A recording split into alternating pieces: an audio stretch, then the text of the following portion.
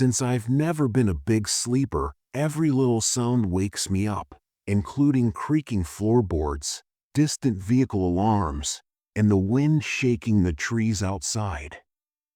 I always keep my room quiet and chilly, with my window shut and my blackout curtains pulled tight, so I knew something wasn't right. The air in my room seemed different and colder as soon as I woke up. Rubbing the sleep from my eyes, I sat up and turned to face the window. The curtains were still closed, and nothing seemed amiss, but then I saw faint, greasy fingerprints at the bottom corner of the glass. I twisted my fingers in my stomach. I was certain that I had locked the window before going to bed, but someone had been right there, touching the glass and attempting to get in. I forced myself to breathe. Perhaps there was a reason. Perhaps I had touched the glass earlier and forgotten. Perhaps it was condensation, or perhaps it was just random streaks that looked like prints. Long streaks that appeared as though someone had pressed their hand against the window from the outside caused my throat to dry out. My apartment is on the second floor, but the fire escape runs right past my window. Maybe it was a prank. Maybe someone climbed up, messed around, and left. Maybe it was maintenance. The landlord had people check the building occasionally, but wouldn't they have told me? I texted my landlord to ask if anyone had been on the fire escape. I reached forward and pressed my hand next to the marks, which were different in size and weren't mine. I checked the lock, which was still locked, and found no evidence of tampering, but that didn't mean someone hadn't tried. It gave me a sick feeling. The night before I sat there staring at the screen waiting, then my phone buzzed. Landlord, no inspections scheduled. Why? My stomach dropped. I went to work, but I couldn't focus. The image of those smudged fingerprints stuck in my head. By the time I got home, the sun had set. My apartment was dark, quiet, and as soon as I stepped inside, I felt it again, that wrongness. I flipped on the lights and checked the window. The prints were still there, but this time, they were higher up, as if whoever had been there last night had come back, and this time they had pressed their hand against the glass while standing watching, waiting. I locked the door, pulled the blinds, checked the fire escape. No one there, but the feeling wouldn't leave because I knew someone had been outside my window, and I had no idea if they were still watching me right now. I didn't sleep that night. I tried. I turned off the lights, got under the covers, closed my eyes, but every time I started drifting off, my mind jolted me awake all I could. Think about where those fingerprints. Someone had been outside my window, and if they had come back once, what if they came back again at around 2 a.m.? I decided to check the fire escape instead of sleeping, so I got a flashlight and made myself do something I really didn't want to do. Before shining the light outside my bedroom window, I pushed it open just a crack. The metal stairs led down, empty and silent, with no scuff marks, footprints, or indications of who had been outside. However, this didn't make me feel any better because I knew someone had been there, and worse, I didn't know.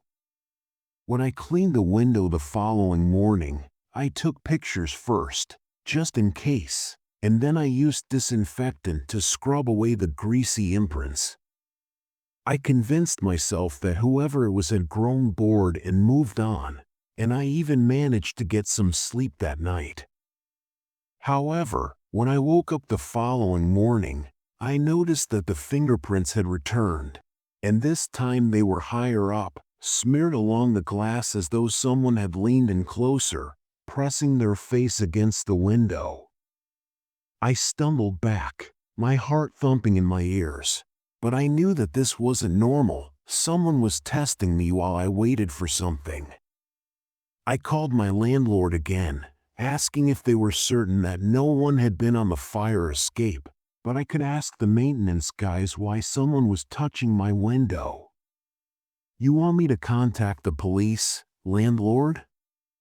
That night, I stayed up, kept the lights off, sat up in bed with my phone in hand, and watched the window waiting.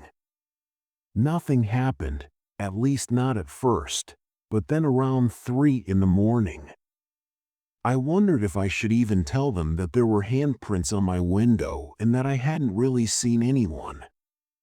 They would come look around and tell me to put up a camera, and maybe I should.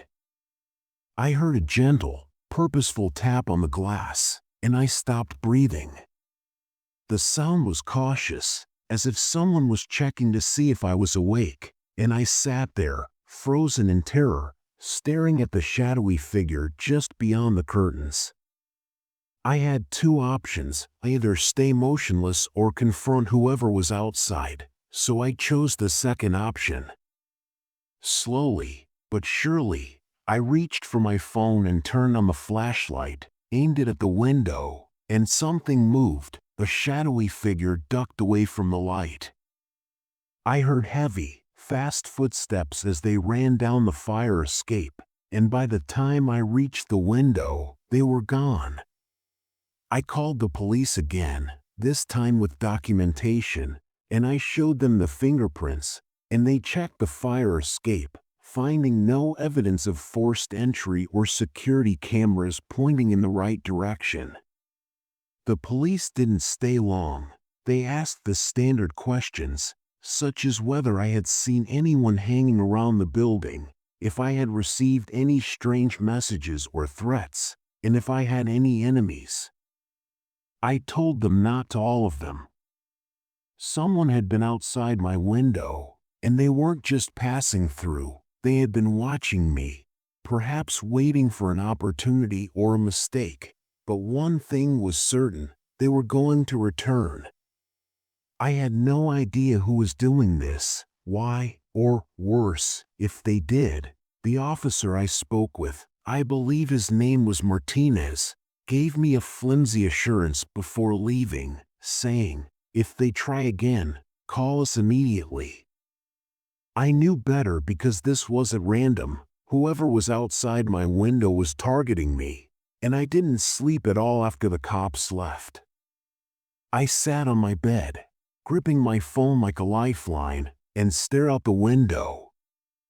The faint outline of smudged fingerprints still visible in the glare of the street lights. I should have gone to a hotel, crashed at a friend's place, or anything else, but I needed to know if they returned so I could see their face. I bought a cheap motion-activated security camera the following morning and placed it on my windowsill, pointing straight at the fire escape. I waited that night without turning on the lights, lying in bed with my phone in hand and staring at the feed from my new camera. It was grainy in the dark, but it was clear enough that I would see anyone who climbed the fire escape again. I told myself that I wouldn't sleep, that I would watch all night, but eventually I fell asleep, and when I woke up, I was so excited that I almost dropped my phone when it detected motion in my stomach. I held my breath as the timestamp appeared on the screen at 3:12 a.m., twisted as I touched the alert and the film loaded. Then a figure stepped onto the fire escape. They moved slowly and carefully, with a dark hood covering their face.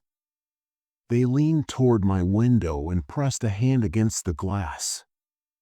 I watched with nausea for more than 2 minutes before something happened that made my blood drop. They took a key out of their pocket and pressed it against the window. I called the police again, and this time they took me seriously.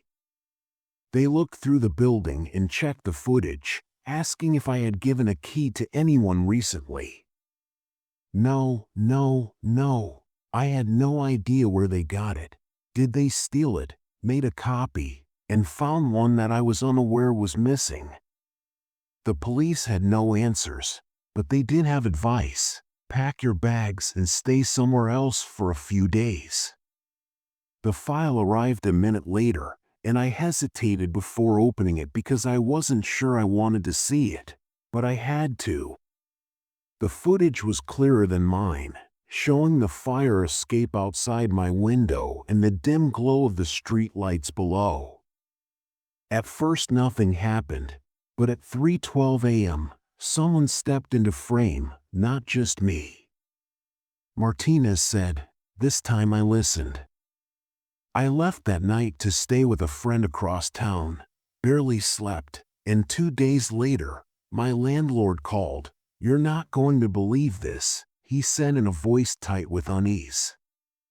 I gasped as I saw that I was wearing the same hoodie and that, in the dim light, my face was hardly visible.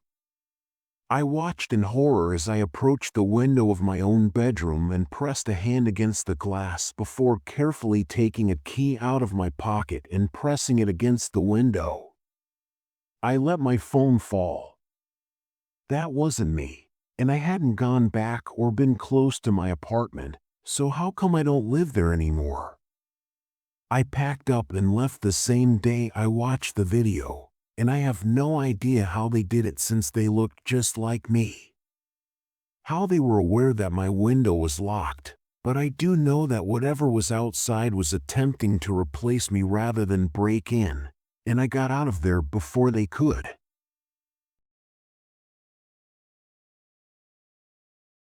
I never gave dating apps much attention since they usually seemed like a waste of embarrassing time. Dead-end small talk or worse, being ghosted after a few messages. But I was bored and my friends insisted that I put myself out there, so I thought I'd make a profile, add a few good photos, and fill in the basic information about my profession, hobbies, and favorite foods. A few days in, I matched with a man called Evan who appeared typical and secure. His images were basic, including one at the gym and another with a dog, and his profile was straightforward: coffee addict dog, coffee guy. Let's avoid the small conversation, Dad. Evan's initial communication to me did throw up alarms, but nothing else did. I was wondering when we would eventually match, so I frowned at the computer and wrote back, "Oh, we've crossed paths before." It took him a few minutes to answer, "Evan, not exactly, but I see you a lot. You're kind of a creature of habit," which made my stomach knot. I took a while before responding. "Evan, what do you mean? You consistently go to the gym on 8th Street Monday through Friday after work, and you always have a vanilla latte at the same cafe before work." I became cold. I reviewed the messages again before adding that information on my profile. Something about the way he said it, the assurance in his words as if he knew for sure, made my skin crawl. My fingers lingering over the keyboard must have been a joke, right? Perhaps he simply assumed. Perhaps he was a regular at the same locations and recognized me. "That's rather particular, Evan," and I had myself respond. "Do we know each other? Although it's not official, I feel like I know you." That statement is weighing heavily on my chest in my email, with no explanation or follow-up. I took a deep breath and locked my phone. Perhaps I was overreacting, or perhaps it was nothing, but as I sat in my apartment looking at my screen in the dim light, I noticed something else. My last name was missing from my dating app profile. How could he have found me online even if he had recognized me from the gym or cafe? I told myself that I didn't feel like going for my normal coffee run the next morning and that I would instead get something at work. But in reality, I didn't want to face the danger of bumping into him by lunch since my curiosity had gotten the better of me. After I didn't reply, I reopened the app, half expecting him to have unpaired me, but instead he had a fresh message ready. I was hesitant to open it, but when I did, my heart fell. I read it again. I hadn't gone to the cafe that morning, and I hadn't informed anybody that I was altering my pattern. but he was aware of it and was keeping track. My hands were clammy as I typed out a response that said, "Are you following me?" I regretted sending it because as soon as I hit send, the typing bubble appeared and then vanished. I clenched my jaw and waited until the message finally appeared. "Evan, you're being dramatic. It's just observation." My heart was racing because I felt like I was a project that he was studying, and I had to stop this. I blocked him, closed the app, and tried to get rid of the feeling that I had just made a mistake because blocking him should have been the end of it. That's how it's supposed to work, right? You block someone, and they disappear from your life, no messages or contact, but Evan didn't disappear that night. Even though I had blocked Evan on the dating app, I had a new message request from an unknown number. I hesitated before opening it, thinking that blocking me wouldn't change anything. My stomach dropped, and I stared at the screen with my pulse thudding in my ears. I had barely slept, and every sound in my apartment made me jump, including the hum of the refrigerator, the distant honking from the street below, and the occasional creak from the hallway outside. I told myself that I was being paranoid, that I was allowing a stranger from a dating app to enter my head. How did Evan get my number when I never gave it to him? I turned off my phone because this was so strange and dangerous. I needed to talk to someone, maybe the police. But what would I say that a guy from a dating app knew my schedule and texted me after I blocked him? It wasn't illegal, creepy, and definitely stalkerish, but not enough for them to take seriously. If I had learned anything from watching too many true crime stories, it was that you have to have proof before anyone listens. That day, I decided to try something new. Instead of going to work at my usual time, I left an hour later, taking a different street, and instead of getting coffee at the Grind, I went to a place across town. I kept looking over my shoulder the entire time, but for the first time in days, there was no sign of him. Maybe he had been bluffing, maybe he wasn't really watching me. I let my phone fall. He was aware that he had been observing me, therefore my hands grew cold. After a minute, Evan was the only person who paid attention, so I clenched my jaw and chest tightly in fear that he would leave me alone or call the police.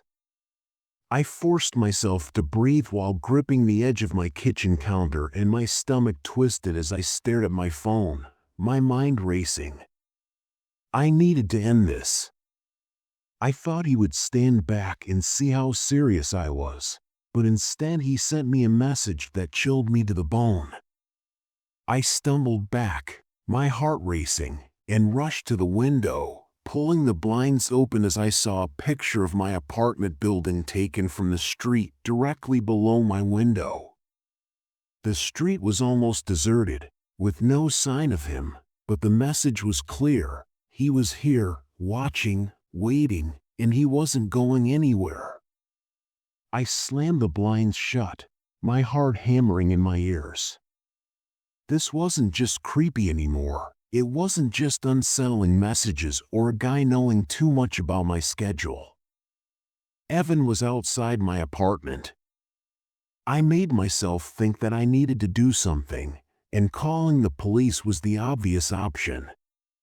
However, what would I say if I had matched with someone online and he was now threatening me vaguely, saying that he knew my routine and had somehow found my number? They would probably tell me that it wasn't enough to take any action, but the photo showed that it was proof. Reaching for my phone, I phoned 911. I tried to regulate my breathing by pressing the phone to my ear with wet palms. 911, what emergency do you have? My voice trembled as I added, I have a stalker. He matched me with someone on a dating app and is now messaging me from outside my apartment, threatening me directly. I didn't exactly hesitate, but he emailed me a picture of himself observing me from just outside my building. I told the dispatcher your address, and she assured me that an officer was on his way. "Stay inside and keep your doors locked," she added, and then hung up. I gripped my phone tightly. With my stomach in knots, I had shut my door. As I tiptoed near the front door, double-checking the lock and the peephole, I felt a rush of frigid panic. The hallway was empty, so I took a step back to settle my breathing and tell myself that the cops would arrive soon. I had to wait, but suddenly my phone buzzed with another message. "I didn't want to look or find out, but did you truly believe the police could assist you?" A new surge of fear swept over me. My whole body went cold as I stared at the screen, wondering how he knew the dispatcher had just sent a unit. He couldn't have possibly received another text because they always take too long. I thought I was going to get sick, so I grabbed the kitchen knife because that was the only thing I could think to do. I backed into the living room, keeping my eyes on the door every second. Then there was a knock, and I almost dropped the knife. There were 3 gentle, purposeful knocks on my front door, and I held my breath until I heard a voice that was familiar, but it wasn't from my phone or messages from somewhere else. I moved my heart closer to my neck. "Evan," I said. Silence, then a chuckle. "See, I told you I'd pay attention." I staggered backward, clutching the knife as tightly as I could with my knuckles. How long had he been this close? How long had he been inside my building without my knowledge? I could hear his slow, patient breathing through the door. He wasn't in a hurry because he knew he had me trapped. Then, a distant wail of police sirens broke the stillness, and I turned toward the window, hope fluttering in my chest. When the police arrived, I told them everything, the messages, the photos, and the way he knew my schedule down to the smallest details, and they took it seriously for once. However, Evan was gone. There was no sign of him in the building, no security footage of him entering. It was as if he had never been there at all. I knew better, so I changed everything.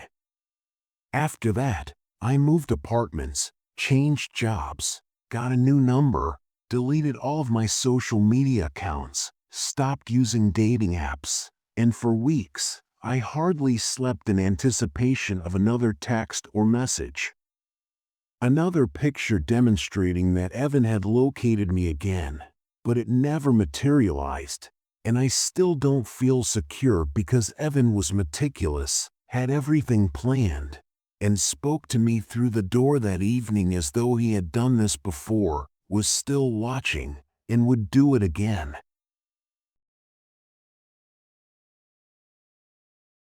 Residing in an apartment complex, Lex comes with a certain amount of anonymity. You walk past your neighbors in the hallway and they nod courteously, but you hardly ever speak more than a few words. I liked it that way. I liked coming home, locking my door, and keeping the outside world out. For this reason, I installed a security camera outside my apartment. I didn't do it because I felt unsafe, but rather out of caution. The building already had cameras in the hallways and elevators, but I preferred to have my own pair of eyes. I occasionally reviewed the footage, mostly out of habit. It was comforting to know that if something ever happened, I'd have evidence that nothing out of the ordinary for months. However, one night, I noticed something odd. I had arrived home late from work and was absent. Mindedly scrolling through my security app while eating dinner, the feed from my door camera showed the usual empty hallway, nothing out of place, but when I switched over to the elevator footage, my stomach twisted because at exactly 3:30 3:12 a.m.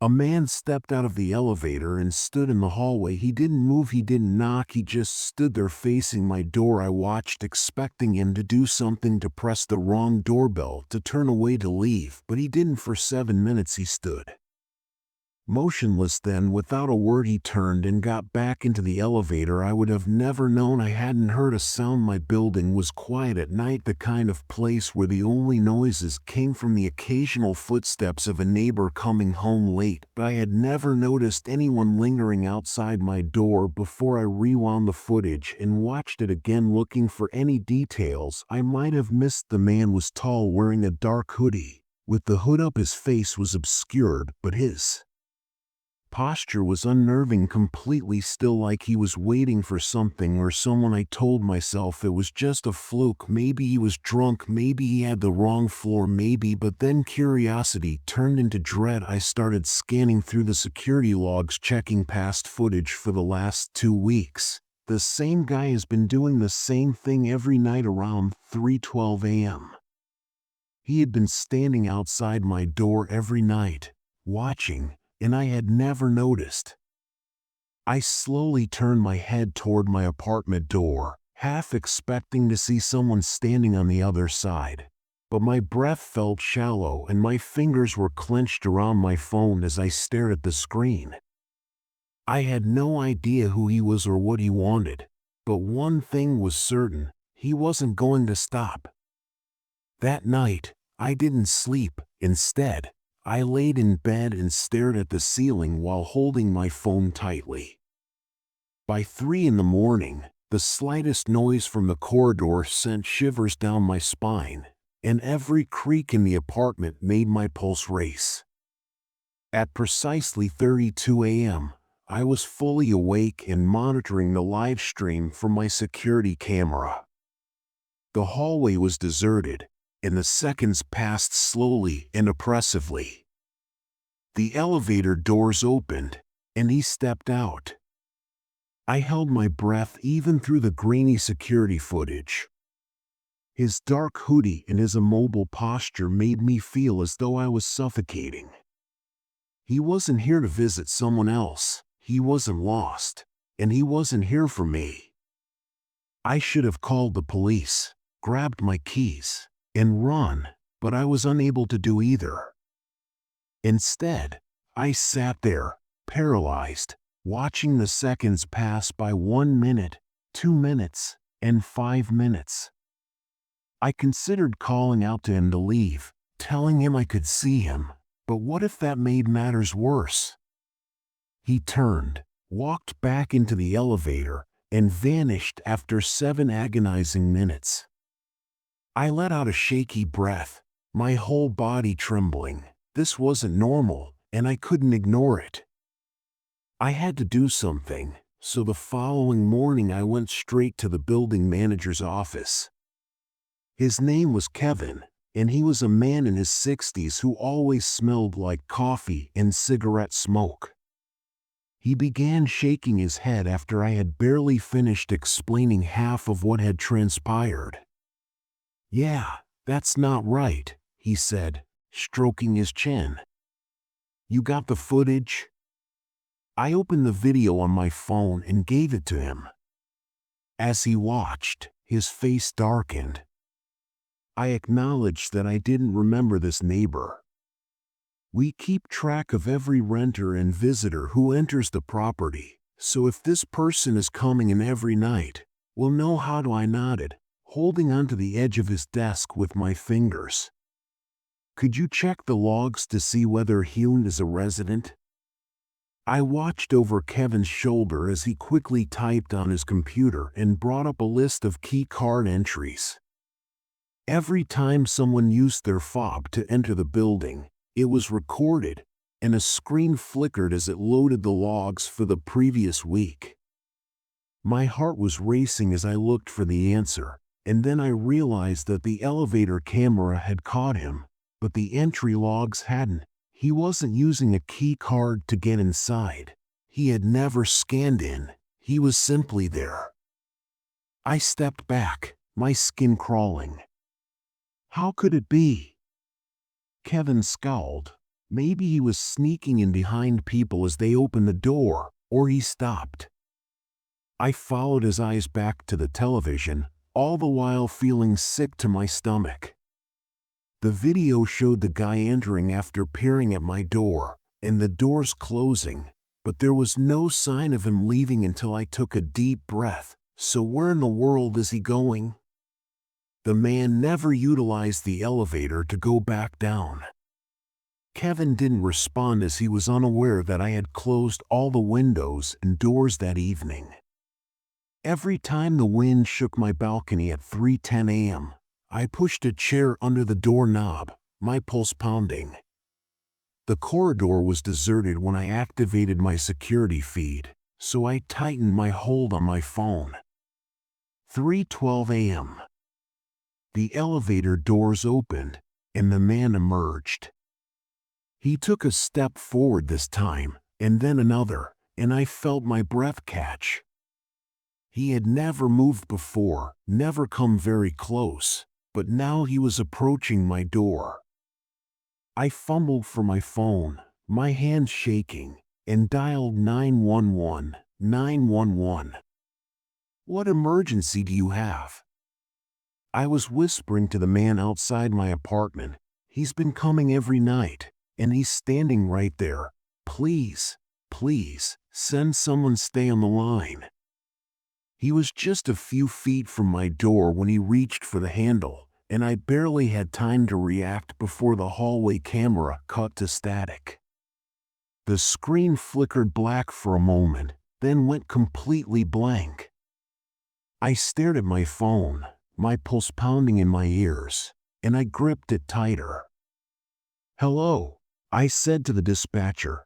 "Are you still safe inside your apartment?" she asked. "I think so, but the camera just cut out my voice shaky."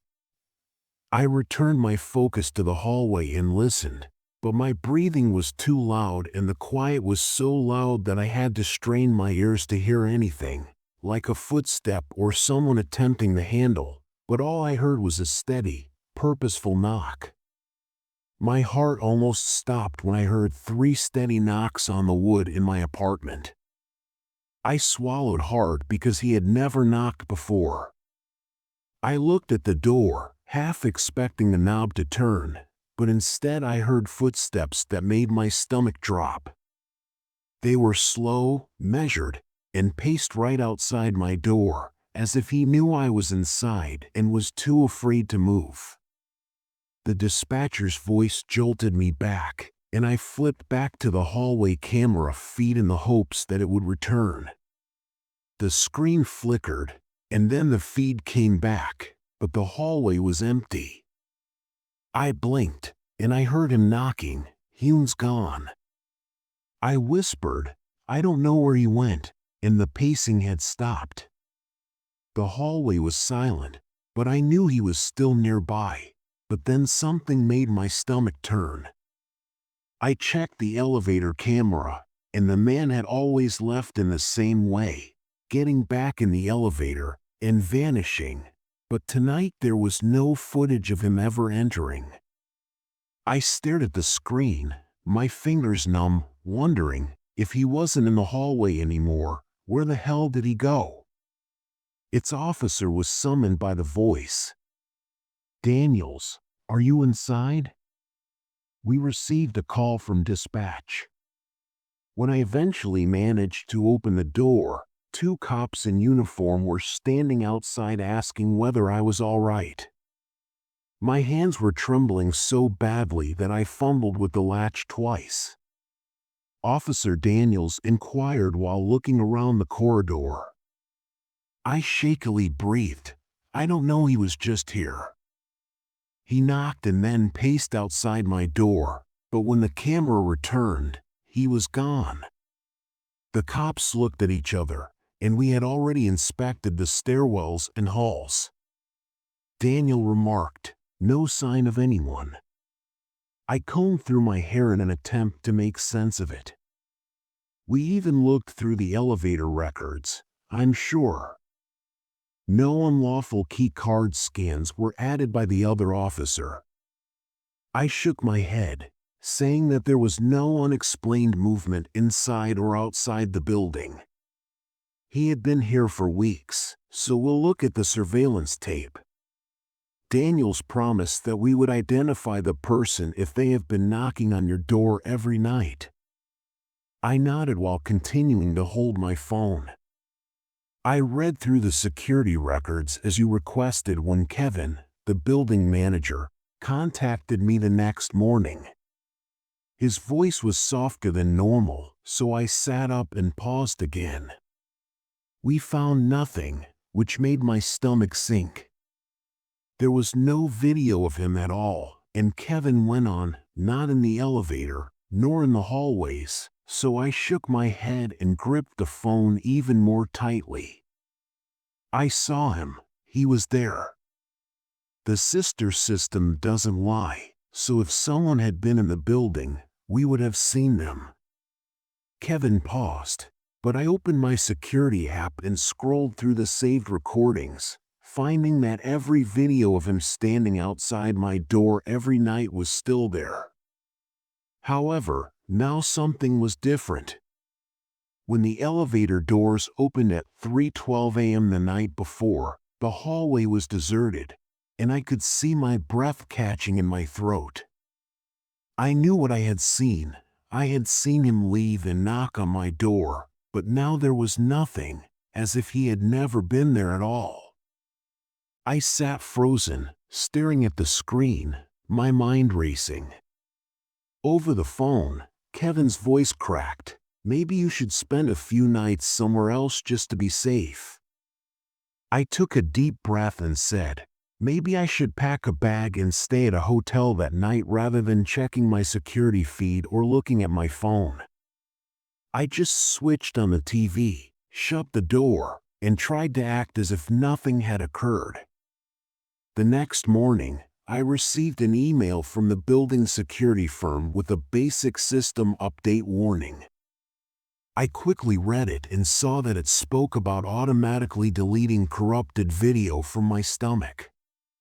It's been a few weeks since I moved out of the building and moved to a new place across town without elevators, and I never figured out who he was or how he got in. However, sometimes late at night when I close my eyes, I can still picture him standing there still silently watching, and I can't help but wonder if I checked the hallway camera tonight would he still be there. Twisted, I went back to my app and saw that all of the old recordings of him standing outside my door had been erased. I stared at my screen, my heart racing.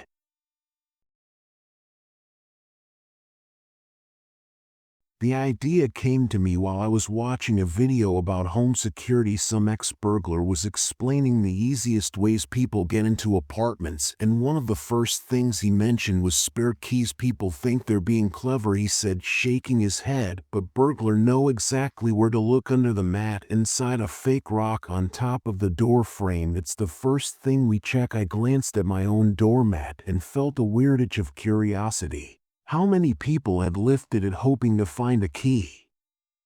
That's when I got the idea. I found an old key that didn't open anything, a useless spare from a lock I didn't even own anymore, and placed it under my mat just to see if anyone would take the bait. For over a week nothing happened. Then today I got home, lifted the mat out of habit, and felt my stomach drop. The key was gone. I didn't tell anyone about it. No one was supposed to know, but someone had checked and someone had taken it. I stood there for a long time staring at the empty spot under the mat, my mind racing. The first possibility that crossed my mind was maintenance. They had spare keys anyway, but maybe they thought I was being careless and took it, or maybe it was a neighbor. Someone saw it and thought it was funny. But if that was the case, wouldn't they have mentioned it? Wouldn't they have put it back? A sick feeling curled in my gut as a third possibility formed. What if someone thought it was real? What if they took it thinking they could use it later?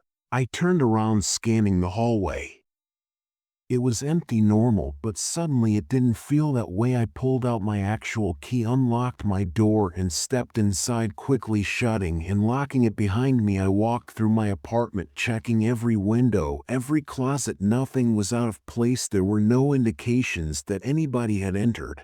But that didn't mean they hadn't planned to. When my phone buzzed, I thought it would be a business email or a group chat. But when I looked at the screen, my breath froze in my throat. I sat down on the sofa and tried to regulate my breathing. This had to be a coincidence. My palms felt clammy as I glanced at the message. Nice trick. A lump appeared in my stomach. Unknown number. Did you think I wouldn't notice? I felt dizzy. My fingers lingered over the screen. My heart was thumping in my ears. I had laid a trap and someone had taken the bait. I gulped hard, my mind racing, and I didn't recognize the number. It wasn't stored in my contacts. What a wonderful trick. Did you think I wouldn't notice? Just those words, hanging in my inbox like a threat, without a name or profile picture. I tried to come up with a reasonable explanation. Perhaps it was a practical joke, or perhaps a friend had discovered the key and was playing a practical joke on me. But how would they know I hadn't told anyone? Besides, this didn't feel like a joke, so I made myself respond. Who is this? The typing bubble appeared instantly, then vanished, and I waited, my heart racing every second that seemed to go by forever, before receiving another message. I got up from the couch and went straight to my door to check the peephole.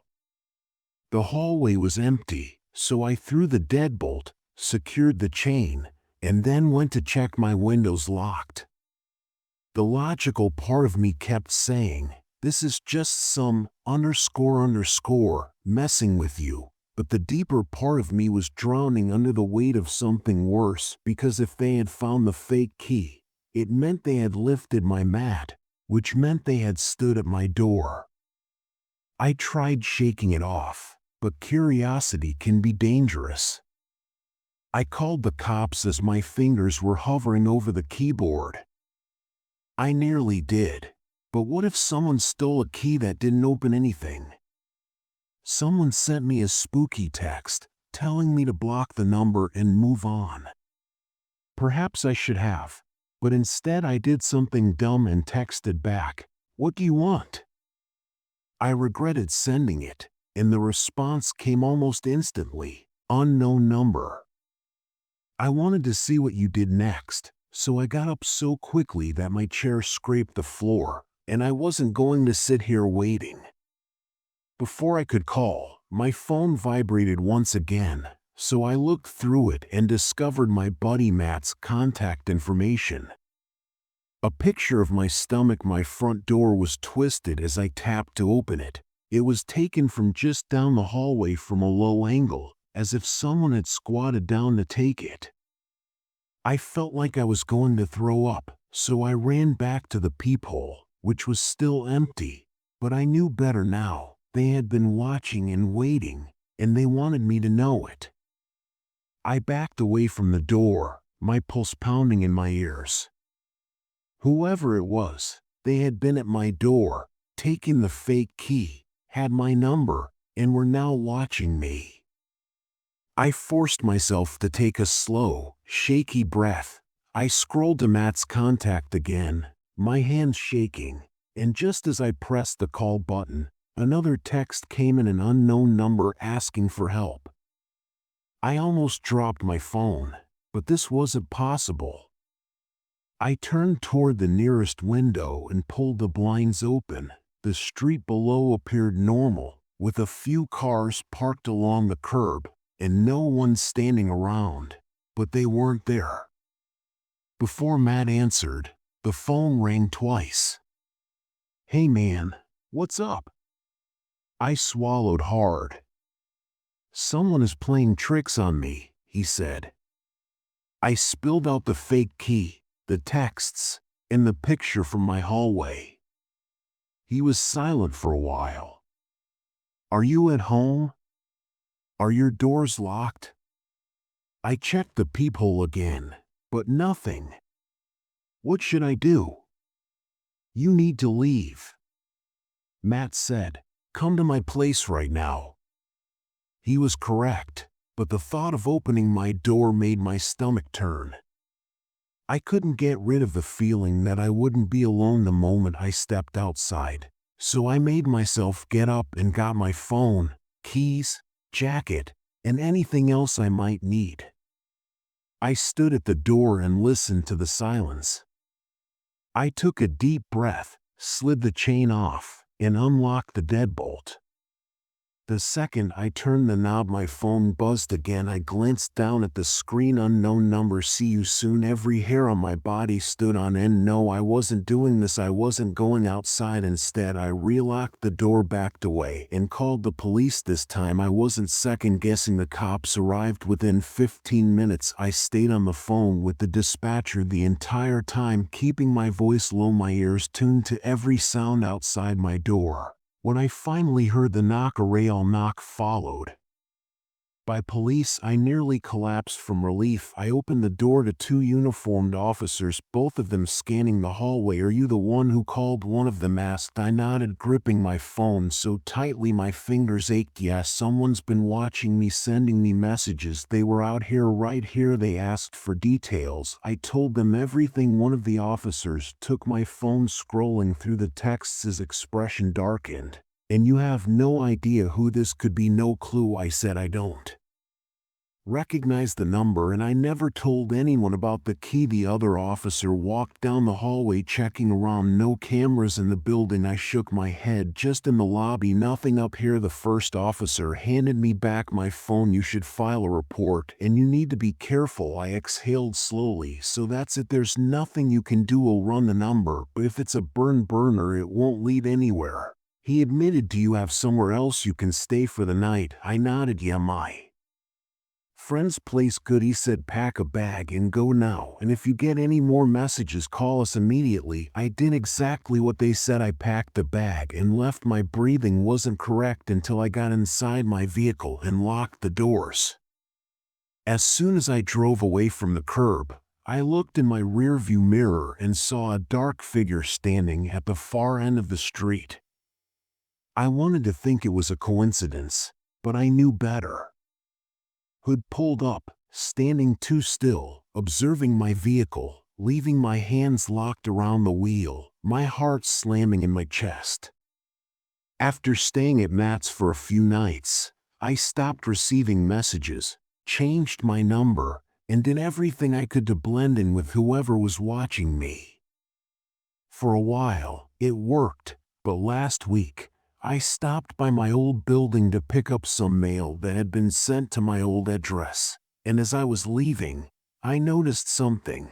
Someone new had moved into my old place, and they had a brand new, clean mat in front of their door, and right underneath the corner of it was a key. I stared at it for a long time, my chest tight. Was it real, or was it just a test? Sometimes when I go along silent halls, I still feel the weight of invisible eyes watching, waiting, and knowing more than they should.